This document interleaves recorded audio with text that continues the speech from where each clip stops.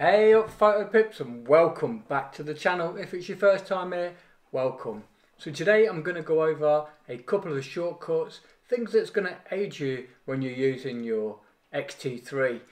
It's so new, it's so fantastic that we're still sort of delving in and looking at ways that the touchscreen and all the shortcuts can aid in my photography. So what I'm going to do today is I'm going to show you my setup and the way it works for me. Let's have a quick look. Now we're going to delve in, and the first thing I want to show you is how we can check our firmware. It's dead simple. While the camera is turned off, you need to just hold the back button and turn the camera on. Now this is going to give us our information that we need for any firmware updates that we know of. So by checking the body version, the firmware is 1.01 and the lens that's actually on the camera at the moment is version 1.12. So that is our first real shortcut that's important to know. Once you've connected the phone to the app will search for any updates that are available in the firmware and just let you know that there are updates available.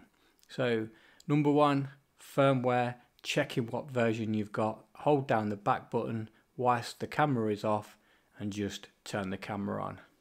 So I love my shortcuts and I've already assigned my buttons, but if you wanted to check and assign your buttons, the easiest way to do this is just to hold down the back button and then it will take you to the shortcut menu. Now, I always like to have my function button that's on top of the camera, just here above the dial, above this wheel. That is the function button number one, and that is just for my Wi-Fi. Turn it on and off. The reason why is if it's on a tripod and you need to get to it, it's so simple to access. It's there on the top. Press it on, your Wi-Fi's on, fire your app up and you're away. So that's always the one that I love to use. Now as we work through these, you're going to see that function 2, which is here, this is going to give me my ISO settings. But if you want to change it to something else, then you just put the D-pad to the right and select which one would be your preference. But for me, ISO spot on. So this is going to give us our single shot in the AF mode. Really quick, do I want to go single shot or do I want to go zone? Do I want to go wide tracking or do I just want to go for everything? It's just so simple. So for me, the up is my AF mode. That's it. So I'm going to now go back to my shortcut setting, which was holding the back button. Number 4, let's have a look at this one. Now this is my AFC custom settings for my multi-purpose tracking in wide or tracking mode. So I'd have to probably just shoot off into that, put my wide tracking on, bang, and then I'm in this. So this is going to allow you to check which AFC custom setting that you prefer to use depending on what you're doing. Let's say you're shooting sports. It gives you a small indication of what this will actually do. So you can also manually go in and alter any of these custom settings to how you prefer to shoot. But for me, I've assigned number 4 so I can access each and every one of them because it's quick. Let's say we're shooting sports and the ref keeps getting in the way of the player that I'm tracking. Well, we can then set this. Look, it gives you a description. Set to ignore obstructions and continue to track the subject. So for sports, I would probably use this one if I'm tracking a certain player. So I'm going to now go back to my selection. And we now want 5. Now this is absolutely perfect because this is my film simulation. Really, I'm going to show you. It's really quick. Bang, film simulation. There it is. And there is the special eternal film simulation, which is absolutely stunning. Quite soft, but still a very, very nice simulation. And of course the classic chrome, which I absolutely adore. So that is that one. Let's just get that for you. So that's number 5, and as you can see, it's on the D-pad there. Number 6 is down. That's my self timer. Absolutely essential. Definitely. So now, as you can see now, we're going touchscreen. So my first one, this is what you're going to love. So we just swipe up, and this is giving us the electronic leveler. This is brilliant. I love it. Not only does it give you up and down, but look at that. You got to get it right in the center there. And that works a treat. To turn it off, you just go back up and it's gone. Down is my Bluetooth on. And again, down will turn it off. Sports Finder mode. Wow, I love this mode. So what it does, it gives you a sense of rangefinder. So I feel that the camera is now turned into a rangefinder, and it crops in, but you can see the subject entering the frame. It shoots at mega 30 frames a second, but it's at 16 megabyte, which is fine. Remember the XT one? 16 megapixels. Never let you down. So if I swipe this way, this is now going to give me my picture reference of any images taken during my adventures. So it's literally just a quick swipe. And you can pinch to zoom, double tap. There you go, look at that, look, you're skimming across. You know, like your phone, it's just like that.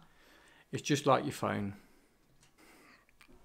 So just to clarify what we've got our leveler there, electronic level.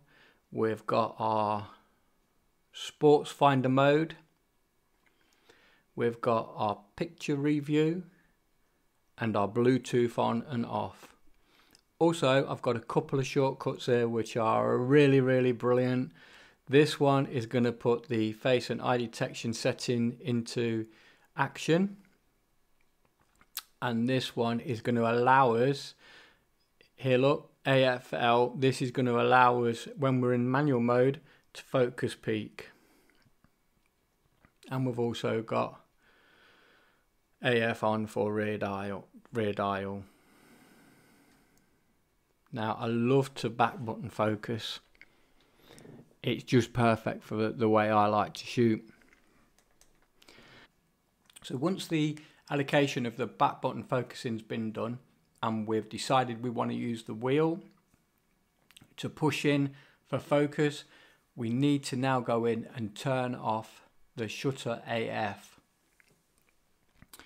And we do that quite simply by going into our menu.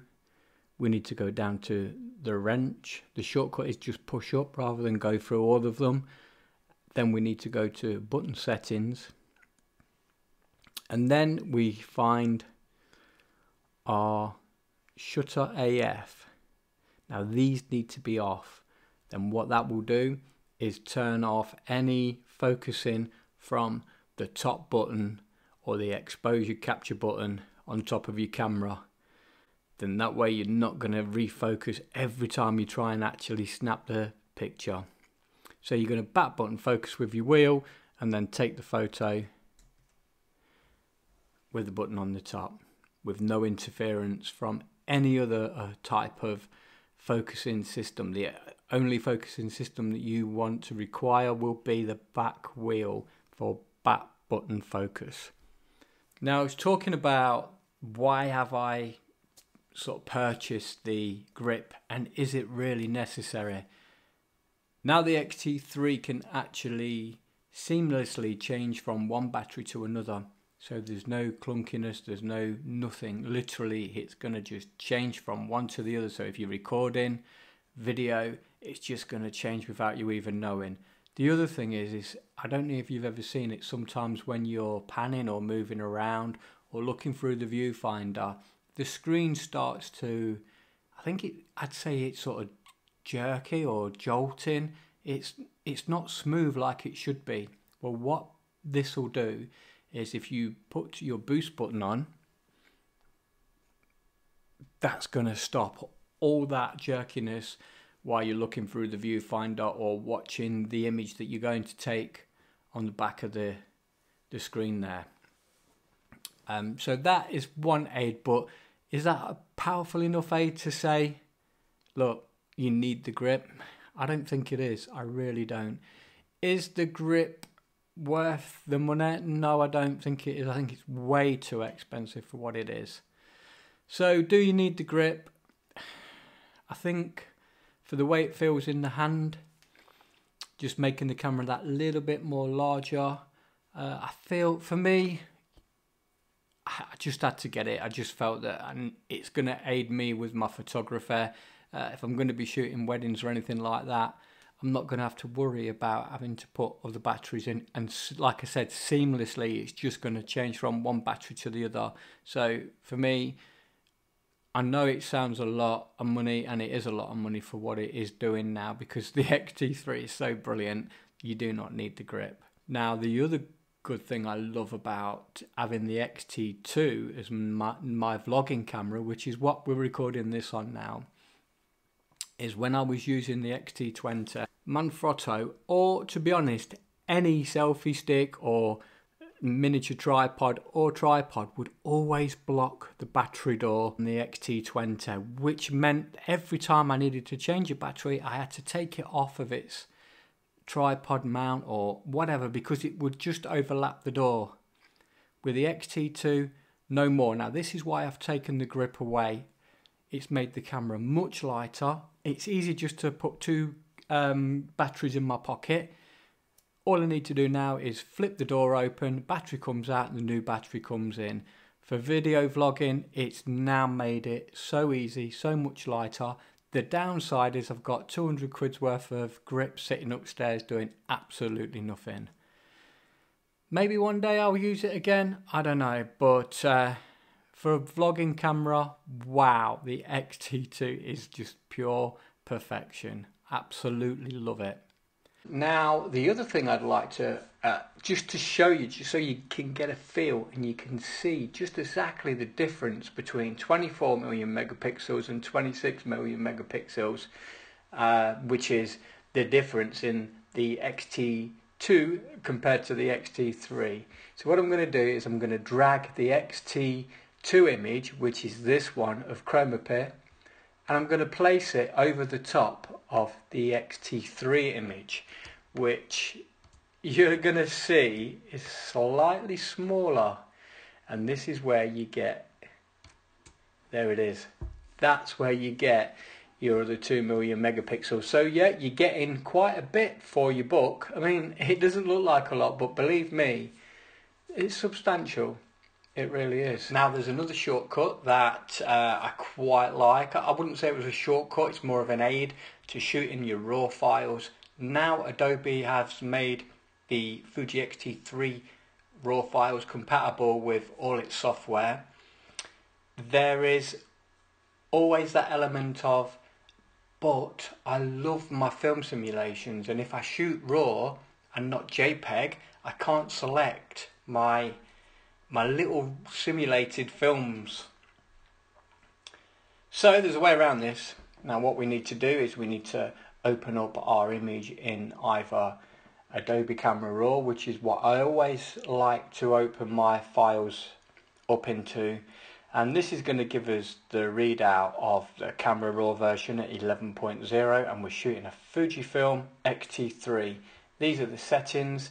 Now you're thinking this is a RAW file, so now you're thinking I'd like to get my film simulations, and the way we do this is we go to our profile area and we click on these 4 little squares, and this is going to give us our film simulations. What you need to do is you need to go down to camera matching, and here you will find all the simulations that are in our X-T3, and there they are.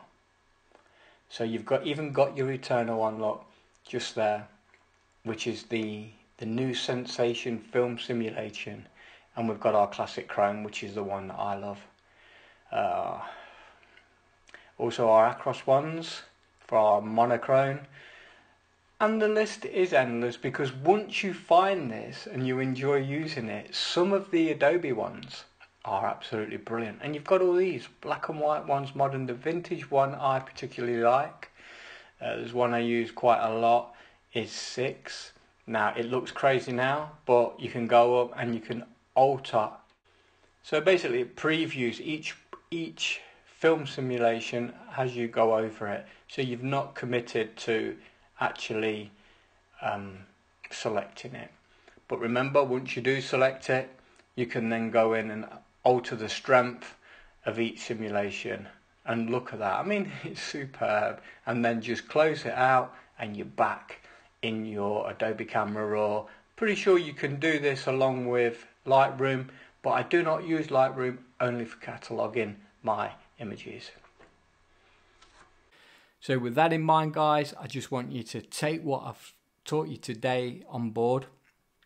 Think about how you'd set your camera up and the reasons why, and how the touchscreen could aid you, especially with that focus, because touch to focus, especially with video, it's bloody brilliant. I absolutely love it, because I'm crazy.